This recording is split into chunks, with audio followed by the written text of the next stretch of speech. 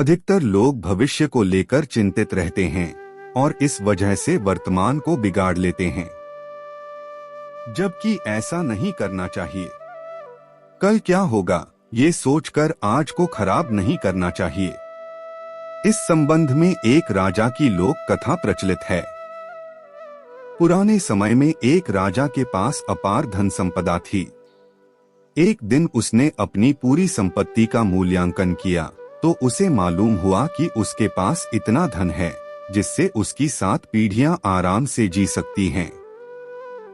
राजा ने सोचा कि मेरी सिर्फ 7 पीढ़ियां ही सुखी रहेंगी, 8वीं पीढ़ी का क्या होगा, उन्हें सुख कैसे मिलेगा, ये सोचकर वह चिंतित रहता है। राजा के राज्य के आसपास कई बड़े शत्रु भी थे। उन शत्रुओं की वजह से राजा को चिंता रहती थी कि कहीं किसी ने उसका वध कर दिया तो परिवार का पालन कैसे हो पाएगा, मेरी आगे की पीढ़ियों का क्या होगा। भविष्य को लेकर राजा हमेशा परेशान रहता था। एक इस चिंता के निवारण के लिए वह अपने राज्य के विद्वान संत के पास पहुंचा। संत को राजा ने अपनी समस्या बताई। संत समझ गए थे कि राजा कल की चिंता में आज खराब कर रहे हैं। संत ने राजा को राज्य में स्थित एक बूढ़ी महिला का पता बताया और कहा कि राजन, ये महिला आपकी समस्या को हल कर सकती है, आप इससे जाकर मिलें। वह बूढ़ी महिला अकेली रहती है, उसके घर में कोई कमाने वाला नहीं है। जाते समय आप कृपया उसे थोड़ा सा अनाज दे देना।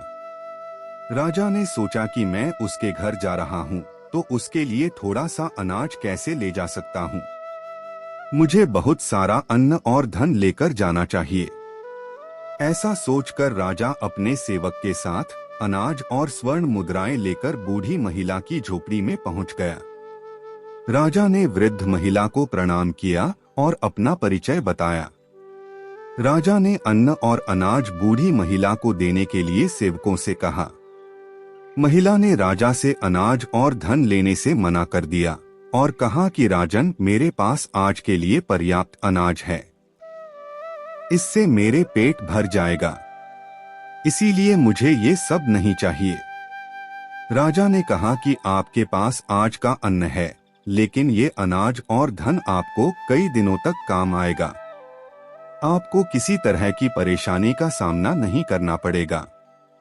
महिला ने कहा कि राजन, मैं कल की चिंता नहीं करती हूँ, मुझे भगवान पर भरोसा है, जैसे मुझे आज खाना मिल गया है कल भी मिल जाएगा। ये बात सुनकर राजा हैरान रह गया। राजा समझ गए कि संत ने उसे यहाँ क्यों भेजा है।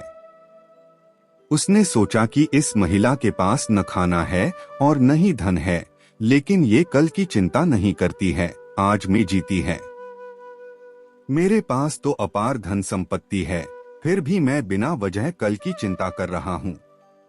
इस छोटी सी कथा की सीख यही है कि हमें भविष्य को लेकर चिंता नहीं करनी चाहिए, वर्तमान में खुश रहना चाहिए।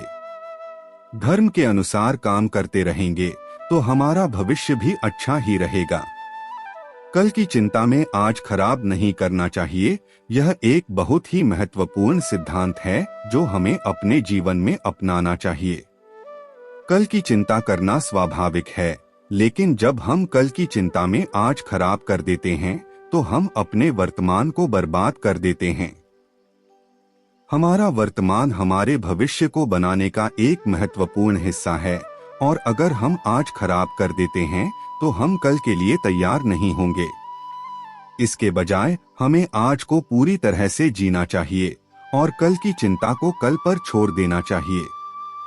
हमें अपने लक्ष्यों को प्राप्त करने के लिए काम करना चाहिए।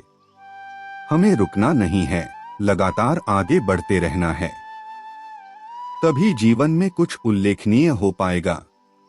धन्यवाद।